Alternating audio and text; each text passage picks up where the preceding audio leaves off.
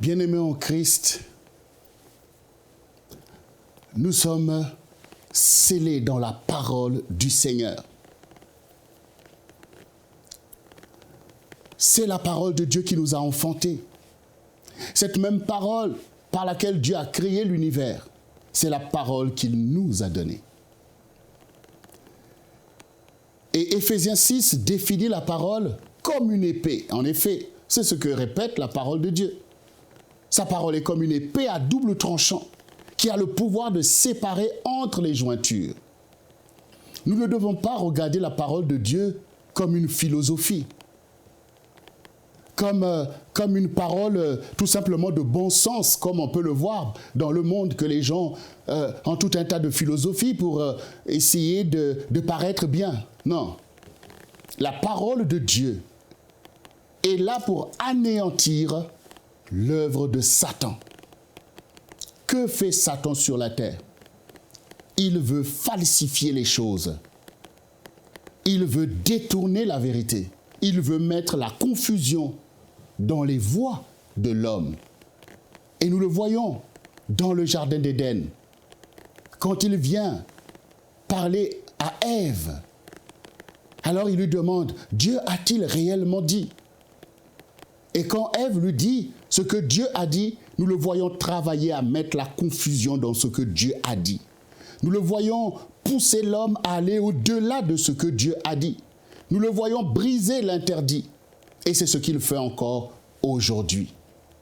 Quand les mensonges du diable résonnent et que vous êtes passif, que vous commencez à réfléchir sur ces choses, au lieu d'utiliser vous aussi la parole de votre Dieu que vous méditez jour et nuit, afin d'anéantir net son approche.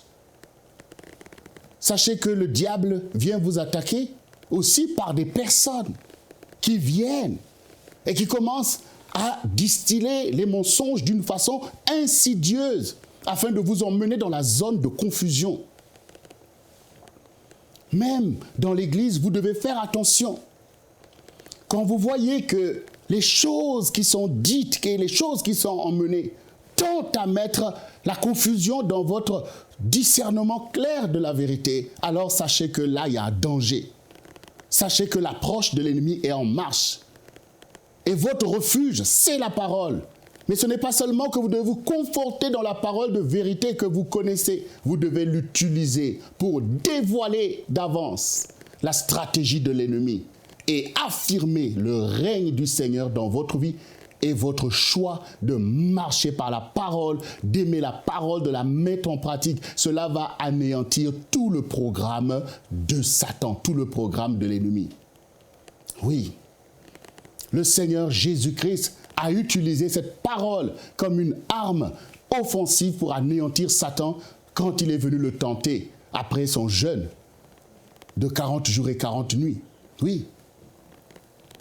Sur la convoitise de la chair par laquelle le diable veut assujettir l'humanité au manger, Jésus dit, l'homme ne vivra pas de pain seulement, mais de toute parole qui sort de la bouche de Dieu. Il veut montrer que la parole de Dieu prime sur le manger. Bien entendu, Dieu nous a créés par sa parole.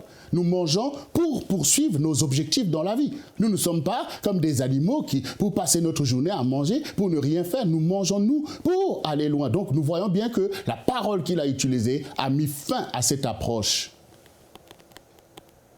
Et quand le diable montre, voici, ces royaumes et leur gloire, ça m'appartient, adore-moi et je t'adore, et adore-moi, et je te donnerai toutes ces choses. Nous voyons que le Seigneur utilise encore la parole pour dire, tu adoreras le Seigneur et tu lui voueras un culte à lui seul. Donc la parole ne doit pas être anéantie en vous. Et nous voyons beaucoup de chrétiens, voilà, qui, bon, lorsqu'on est là les uns les autres, on cite les paroles. Non, mais il s'agit de l'utiliser contre l'ennemi. Vous devez apprendre à utiliser la parole même dans vos pensées. Quand vous voyez des mauvaises pensées commencer à venir, commencez à invoquer la parole de Dieu, le sang de l'agneau par lequel vous avez vaincu le diable. Quand vous voyez le travail des démons qui commencent à vous cuisiner, alors en vous, vous devez confesser la parole. Ils l'ont vaincu par le sang de l'agneau et par la parole de leur témoignage. Oui, la parole de Dieu dans ta vie est un témoignage puissant par lequel tu as vaincu Satan et que tu vas le vaincre dans ton quotidien. Et tous ces agents qu'il envoie pour te cuisiner, pour pouvoir te sortir de ta consécration et de ton amour pour le Seigneur, tu vas leur adresser ces paroles redoutables devant lesquelles la vérité, devant cette vérité, le mensonge ne peut pas tenir et ils seront dévoilés alors que toi tu seras fortifié dans la mise en pratique de la parole du Seigneur. Et c'est pour ça que le Seigneur dit à Josué, médite ce livre jour et nuit, afin que tu aies du succès dans toutes tes entreprises. Oui, le diable vient contre les projets de Dieu pour toi. Il vient contre tes entreprises. Si tu ne connais pas la parole de Dieu, tu ne pourras pas lui résister et tu ne pourras pas atteindre ton objectif.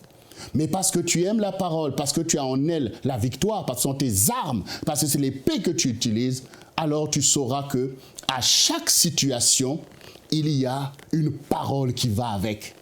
À chaque attaque de l'ennemi, une parole est disponible dans la Bible que tu dois utiliser pour lui montrer que tu vois son stratagème, tu vois déjà son programme et pour le déstabiliser totalement.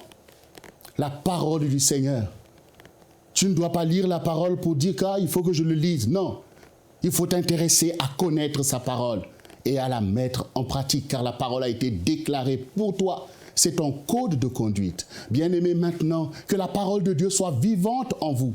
Oui, ce ne sont pas des versets qu'on cite parce qu'on les a retenus. Non, c'est parce que ça fait partie de notre vie, parce qu'on les a pratiqués. Ça sort naturellement pour anéantir toute approche de l'ennemi. Que la parole de Dieu soit dans votre vie. Cette épée à double tranchant et qui fait des dégâts dans le camp de l'ennemi, mais qui vous permet, vous, d'avancer dans votre destinée pour servir et glorifier le Seigneur, votre Dieu. Pour aller plus en profondeur, vous pouvez lire et télécharger la version complète de cette pensée du jour sur le site enseigne-moi.com.